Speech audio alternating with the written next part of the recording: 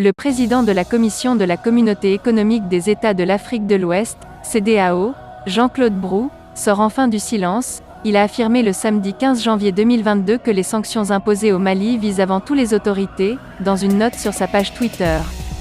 Les sanctions imposées par la CEDEAO au Mali visent avant tout les autorités militaires de la transition qui ne veulent pas organiser pendant plus de 5 ans les élections qui auraient permis au peuple malien de choisir démocratiquement ses dirigeants, a fait savoir le président de la CEDEAO M. Brou. Après avoir annoncé le 7 novembre 2021, l'interdiction des voyages et le gel des avoirs financiers des autorités de la transition malienne, la CEDEAO, qui déplore le manque évident et flagrant de volonté politique des autorités maliennes, qui ont proposé un prolongement de la transition sur 5 ans, a imposé des sanctions supplémentaires au Mali.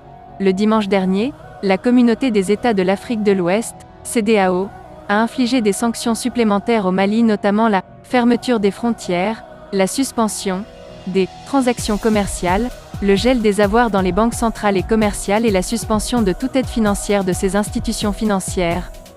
Pour faire face à cette situation, le gouvernement du Mali a appelé l'ensemble de la population et de la diaspora à une mobilisation générale sur l'étendue du territoire vendredi, après les sanctions imposées par la Communauté économique des États de l'Afrique de l'Ouest, CEDEAO.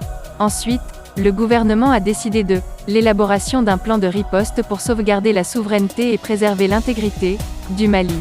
Le président de la Commission a rappelé que dans l'intérêt des populations, les produits essentiels, produits alimentaires, médicaments, équipements de lutte contre le Covid-19, l'électricité, les produits pétroliers, ne sont pas concernés par les sanctions de la CEDEAO et continueront à être importés au Mali.